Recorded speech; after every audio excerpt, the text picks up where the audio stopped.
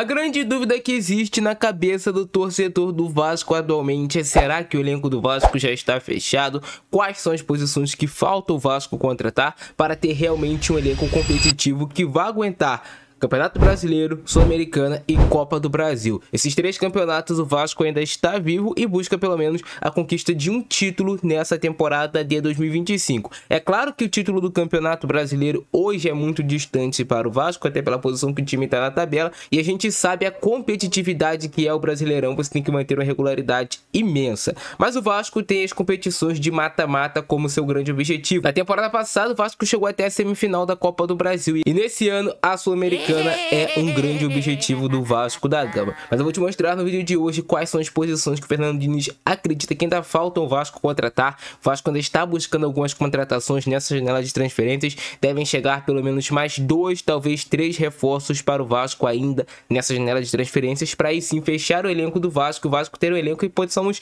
chamar de competitivo. A gente sabe que com a realidade financeira atual do Vasco, o Vasco não entra como um grande favorito a conquistar todos os títulos, porque não tem poder aquisitivo para contratar grandes jogadores. O Vasco não escolhe o jogador que ele quer. Por exemplo, eu quero esse jogador que custa 20 milhões de euros, eu vou lá contratar. Infelizmente, hoje ainda não é a realidade do Vasco. Em breve será, se Deus quiser, se Deus permitir. E seguinte, galera, essas são as posições que o Vasco espera contratar nessa janela de transferências que está abrindo agora e que só terá fechamento no próximo mês. Bom, o Vasco não vai pensar em contratar goleiro. O Vasco também, por hora, também não pensa em contratar um lateral direito como uma prioridade. Aqui tem o Paulo Henrique, tem o Puma aí até o final do ano, tem o garoto Paulinho que está se destacando também nos treinos. E a primeira posição, talvez, que o Vasco vai buscar reforçar é zagueiro, mas não é uma prioridade. O Vasco tem o João Vitor, tem o Lucas Freitas, tem o Luiz Gustavo, tem o Maurício Lemos. Então o Vasco tem em tese ali 4 zagueiros,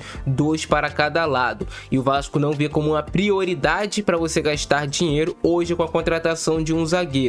Até porque o Fernando Diniz vem treinando o Hugo Moura em alguns momentos como zagueiro, para caso seja preciso no decorrer das partidas, ou caso o Vasco não tenha zagueiro para a posição. Então o Vasco tem um orçamento hoje bem limitado e não vai buscar essa aquisição de um grande zagueiro. Se pintar uma oportunidade, é claro que o Vasco estará aberto a buscar a contratação desse jogador, mas não é uma grande prioridade do Vasco na janela. Porém, está sim aberto ainda uma possível chegada de um zagueiro pelo lado direito, que é a posição assim que o João Vitor até fez um bom jogo contra o São Paulo e tudo mais, só que a gente sabe que o João Vitor é um zagueiro que pelo menos era muito inconstante, fazia um grande jogo, fazia 2 jogos muito ruins. Então, se ele conseguir essa constância, for um zagueiro muito caro para o Vasco, vai ser importante.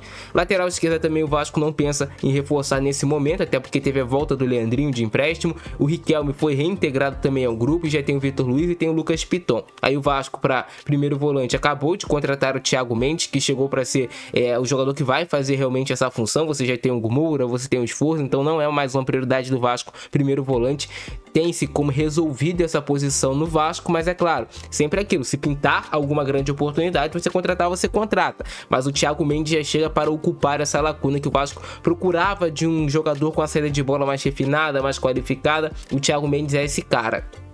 Para segundo volante, o Vasco talvez vai buscar um jogador que tenha características que ele pode jogar como um meia central, um segundo volante, mas que também pode fazer a função de um camisa 10 para ser um possível reserva do Felipe Coutinho. O Felipe Coutinho acabou de renovar com o Vasco, mas o Payet saiu, que era o reserva imediato para essa posição de meio campista. Tem a volta do Estrela, só que a gente não sabe como o Estrela vai voltar, quanto tempo ele vai demorar para retomar o ritmo de jogo. Se o moleque voltar jogando muita bola, ótimo, mas o Vasco vai buscar ainda no mercado a contratação desse camisa 10 reserva. O Vasco tá buscando um jogador ali com base de 25 anos de idade ou menos, um jogador que chegue jovem com um potencial de crescimento no Vasco, quem sabe de uma futura revenda. Outra posição que o Vasco pensa em reforçar é a ponta esquerda. O Vasco tem o Nuno Moreira, que é um dos melhores jogadores do time, que foi uma ótima contratação e que atua hoje nessa meia esquerda do time do Vasco, mas o Vasco contratou o Lloyd, que ainda não conseguiu render. O Vasco tem o David, que joga assim por aqui, mas que é um cara que não tem talvez a característica que o Diniz quer para essa posição. O Fernando Diniz quer um ponta esquerda que rompe linhas com drible, drible, que é um jogador driblador, que é um jogador bom no 1 contra 1, que seja rápido, que tenha velocidade. E o Vasco está no mercado buscando a contratação desse atleta. O porquê não aconteceu ainda essa contratação? Porque a gente sabe que o Vasco tem dificuldade financeira. Então, quando você tem dificuldade financeira, você tem que acertar no jogador, você tem que ser muito certeiro. Para você contratar um cara que seja bom, que seja em tese barato ali para o seu time e que vá se encaixar no que quer o técnico. Mas o Vasco tá no mercado em busca dessa posição de jogador, que eu também vejo que falta no elenco um jogador um pouco mais driblador, mais rápido, sabe? Aquele cara que entra no segundo tempo e incendeia a partida. Está faltando ainda no time do Vasco. Na ponta direita, o Vasco vai buscar uma contratação de um jogador que chegue para jogar quando o Ryan for liberado para jogar na seleção brasileira sub-20. Então o Vasco está buscando esse jogador para ser um reserva também do Ryan, ainda mais agora com a lesão do Adson, né, que infelizmente está machucado. O Vasco só tem em tese o Garré agora que joga por ali e o Ryan. Então o Vasco está no mercado em busca de uma contratação para as duas pontas, um jogador para a ponta direita, um jogador para a ponta esquerda e também um possível meia para o lugar do Felipe Coutinho. Outra posição que o Vasco também busca é um centroavante um pouco mais móvel para revezar com o Verratti, para dar uma característica de jogo diferente. Então eu falei no início do vídeo 3 contratações, talvez 4 ainda contratações podem pintar no Vasco nessa janela de transferências. E aí a gente espera jogadores de um nível que chegue para brigar por vaga no time titular e não somente mais do mesmo. Isso que a gente espera no time do Vasco. Se vai gastar dinheiro, seja certeiro nessas contratações. Se você vai contratar, seja certeiro, não contrate só mais um para inchar a folha salarial.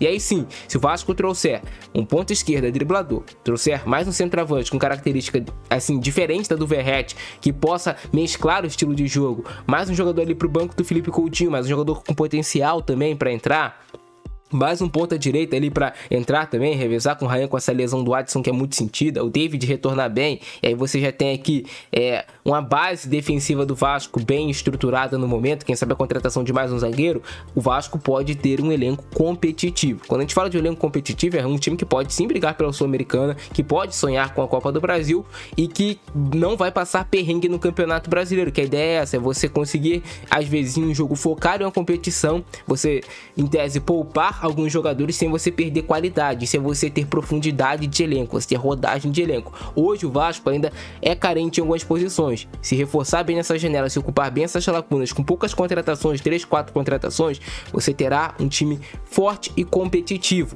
Como eu falei, hoje a realidade financeira do Vasco não é do Vasco entrar e brigar por todos os títulos assim como grande favorito, mas o Vasco sempre tem camisa, o Vasco tem uma camisa muito pesada e quando o Vasco chega na reta final de qualquer competição, com certeza a gente vai ter chance de ganhar. Mas é isso, rapaziada. Se vocês gostaram do vídeo de hoje, deixa o like, se inscreve no nosso canal e ativa o sininho para você não perder nada que eu publicar aqui. Não se esqueça também de se tornar membro aqui do nosso canal, porque você vai ajudar demais a gente a continuar se mantendo aqui. Vocês veem que o nosso canal tem nenhum patrocínio aqui, né, cara? Então também você quiser patrocinar o nosso canal, quiser colocar a sua marca ou qualquer coisa do tipo, é só me mandar uma mensagem no Instagram que tá aparecendo aqui, Malfrão FC.